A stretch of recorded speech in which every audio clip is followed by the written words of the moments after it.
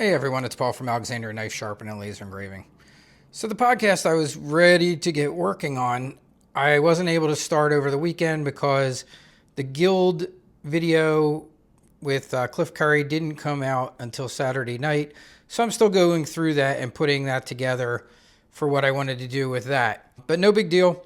I decided I would show you what I did over the weekend in my shop. So over the weekend, I decided to do some rearranging. I also decided to pull out a few things that had been in storage since I left my other house. I did some just general trying to make things a little bit better, a little bit smarter. Let's get started. So I'll show you what I did here.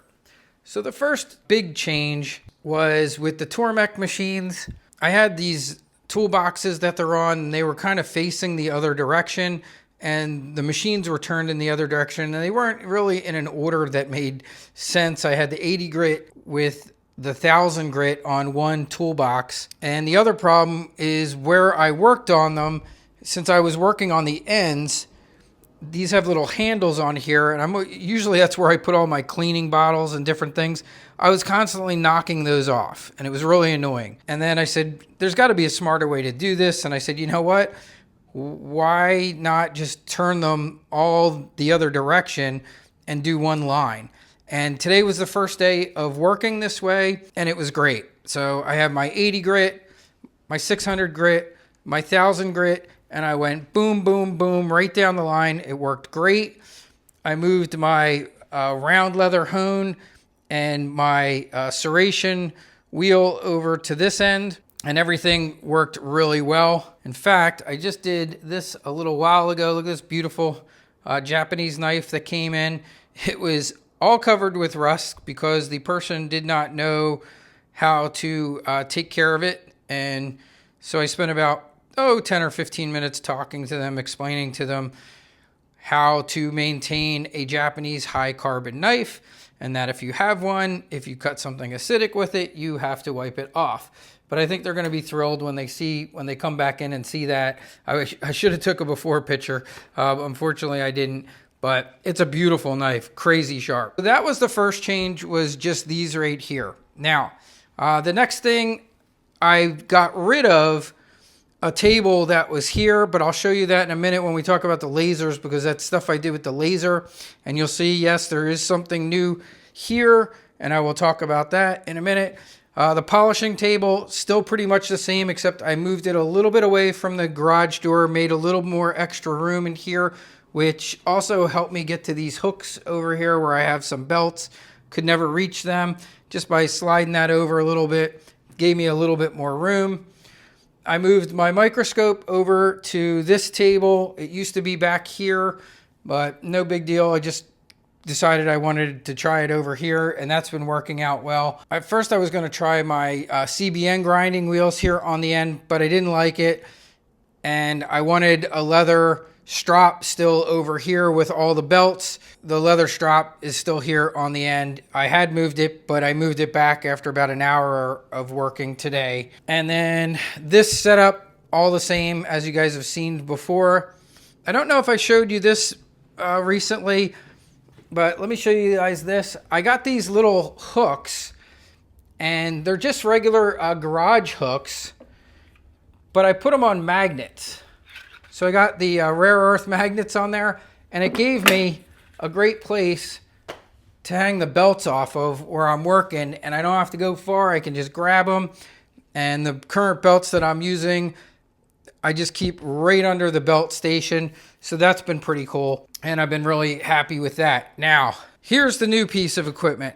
It's not really new. I actually bought this a while ago, back when I was at my other house, but I had no room for it. So I put it in storage, and I said, well, when I get to the new place, I'll find a place for it and start using that. I decided this past weekend, you know what?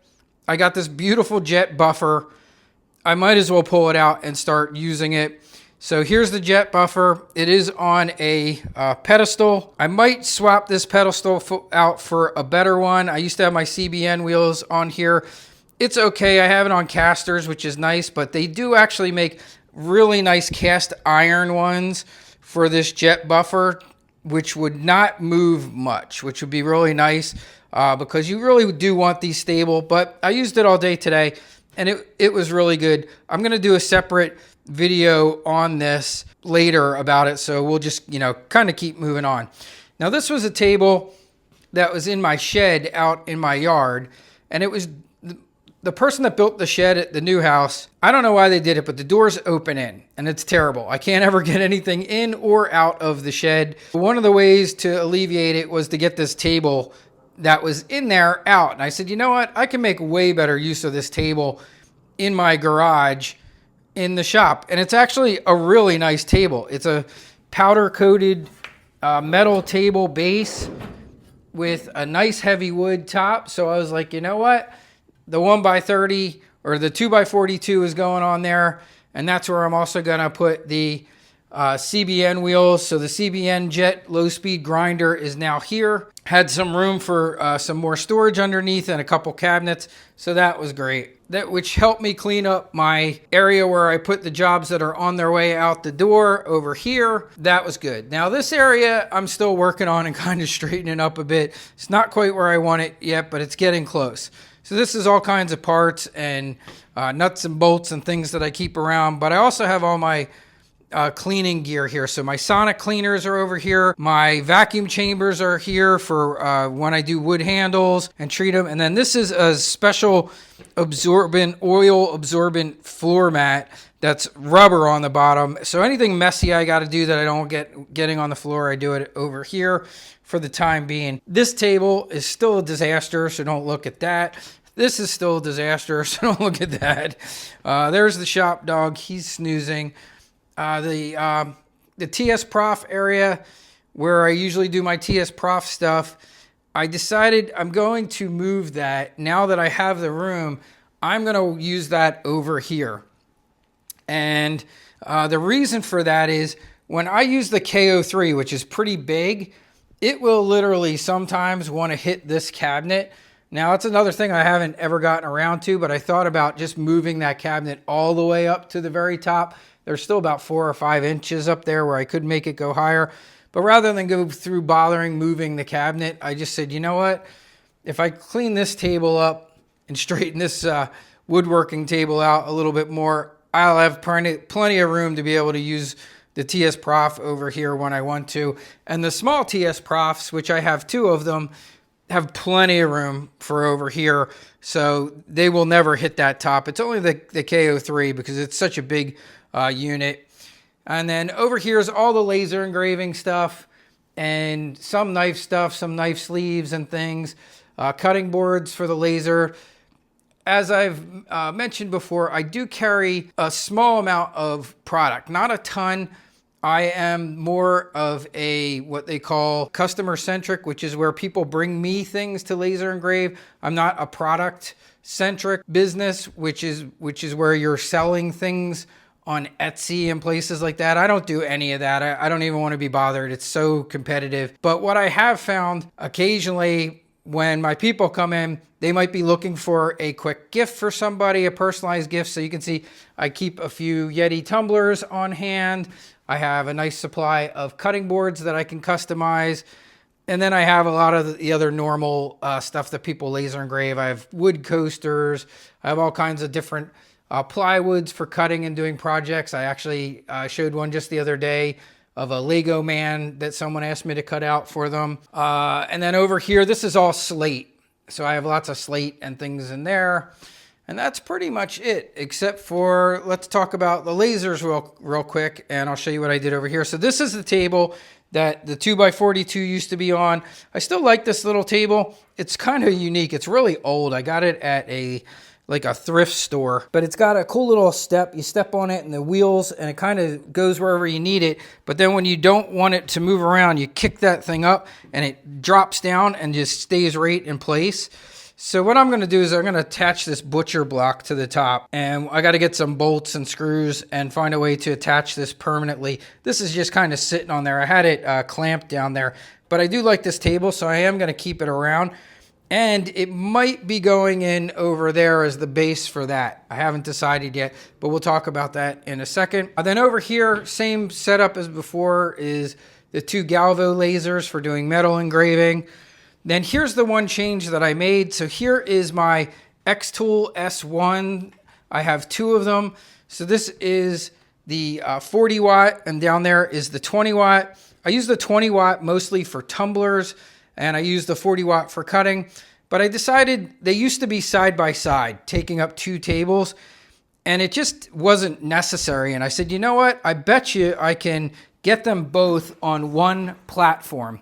So I literally cut the table apart that thing was on, got legs for it, attached it to the bottom of this height adjustable table, and now I have both S1 lasers on the same exact table and then vented out the same spot. So just that's how I was able to save that extra space that I was able to make over there. Now this is most likely going to be my first 3D printing. So I have a 3D printer that I purchased during Christmas, and again, kind of like my jet buffer, it's never been unboxed. It is still sitting in the box downstairs, and I said, you know what, it's time. I buy a lot of 3D printed jigs and things for the lasers that I get from people that make them. I see a lot of like free files if you have your own 3D printer. I got one, and my goal is hopefully,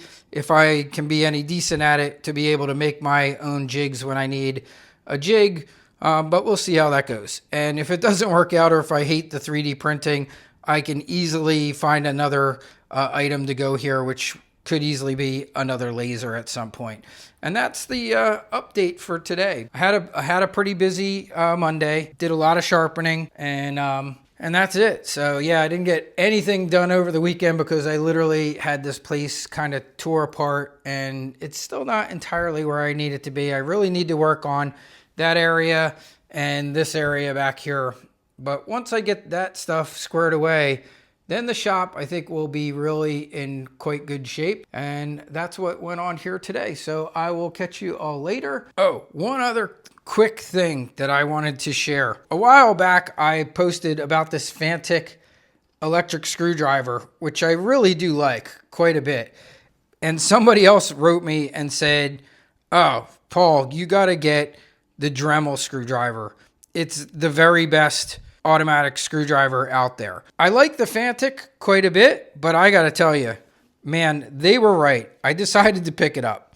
So I saw it and I said, you know what? I could always use another one. So why not? So I got it, and I got to tell you guys, this thing is fantastic. It's better than the Fantic. The Fantic's cool looking, and and it's nice. It's got the light and stuff in there. But I got to tell you, when they said this was the best electric screwdriver out there, they were spot on. This thing is fantastic. It works a couple different ways. So it does have torque settings, has quite a few of them. And then your forward and reverse are here, so you can press the button and it'll go forward and reverse. But the one thing it has that my other one doesn't have is if you push down on the head far enough down, it starts to spin. So all you have to do is push into your screw. In the directions somehow, I don't know how they did it, but it says it's got technology that makes it stop if your screw is not seated properly, and it keeps you from stripping screw heads. And it actually works. I don't know how the heck they did it. I have just been blown away with this electric screwdriver. It is truly a joy to work with. So if you're looking for an electric screwdriver, check out the Dremel. What is it? It's a Dremel it just says Dremel electric screwdriver. Now, the person that wrote me and told me about this, the other thing they said was the Amazon screwdriver. So Amazon, you know how they have their own branded stuff? They told me that the Amazon one is the same thing. Now, is it? I don't know. It looks a whole heck of a lot like it. It might be worth checking out too. It was less expensive than the Dremel. I kind of, I like to buy name brand tools when I can, and I've always been happy with really all the Dremel stuff that I've ever owned. So I went with the Dremel, but I did hear that the Amazon screwdriver literally works the same way. I can't confirm it. I don't own one, but just so you know that, I will put that out there. All right, gang, I will talk to you later. I do want to share that one thing because I saw it when I was walking past the table here. All right, have a good night. I will check in with you all later.